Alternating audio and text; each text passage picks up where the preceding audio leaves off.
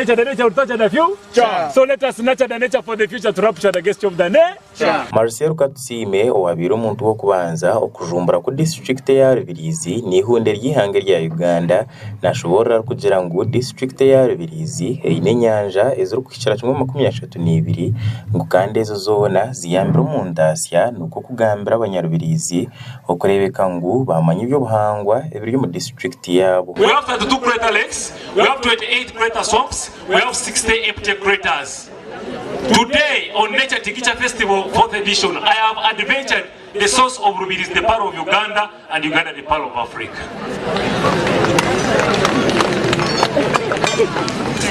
Anyanza satu nibiri, tuineho enyanza ibiri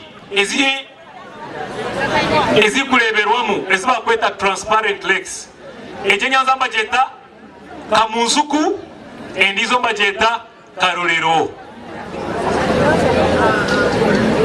Ekimwe kiresere nikore ebintu ebi tigwe no muntu asibarike Kampala atakurwa mu Rubirizi atandike kugambira omuntu aligere akulire Rutoto akulire Rubirizi atandike kugambira ngo ate nyanza eki no lebero mu mujera ngo ataha arohoni ya Africa yose byo kubanza kukimanya watakakoze neki abacha abantu bargaye bakaza kuiza kutanga kusomesa Rubirizi umbaye buyimbagira ngo turo muri Yerusalemu atakumanya bikufa muri Yerusalemu Rubirizi teringa district zezini kumya itakateru kumara ntu tambura byo burambuzi hoteze tuneze korenga makumyana emundi nibageza aha ibitoke nibariye byaha abakozi nabaha so noza kushanga ngo tuganyirwe munonga tugara tuninka tourism district ya Uganda yokubanza. Katusime nagaruka gira ngo ebyo buhangwa tebikatunguka hawo hatine cyo bakozereho tubikosa kutunguka twabatine kitireho mbaze kora cyari ngugute imaba izakale mwarebe ngogo ekozere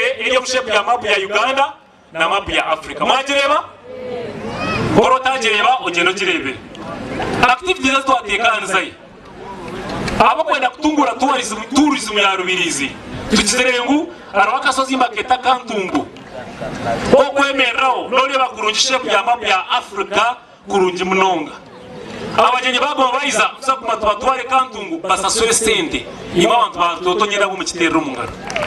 Prudence ni nsima orkansara wo muruka ogwa kashenyi we nayo riko kushemererwa ahabwo umukoro gw'ibyo buhango gwo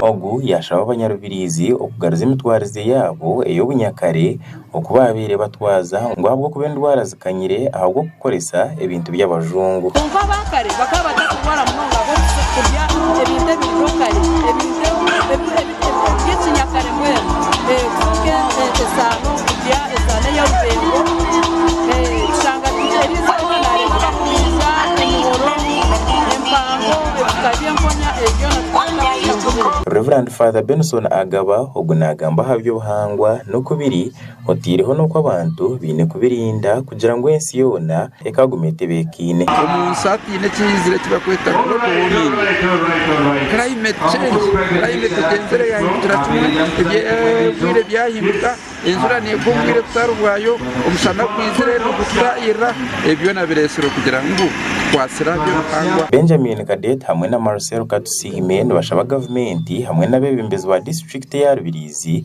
okugira ngo barweyo begesa abantu okubakubasa gukoresa ibyo burambuzi ngo hakuba tabakamanyire birungi ebiri mu district ya Rubirizi. We need to begin encouraging them on how to use these natural resources sustainably. And that's the call I'm giving them.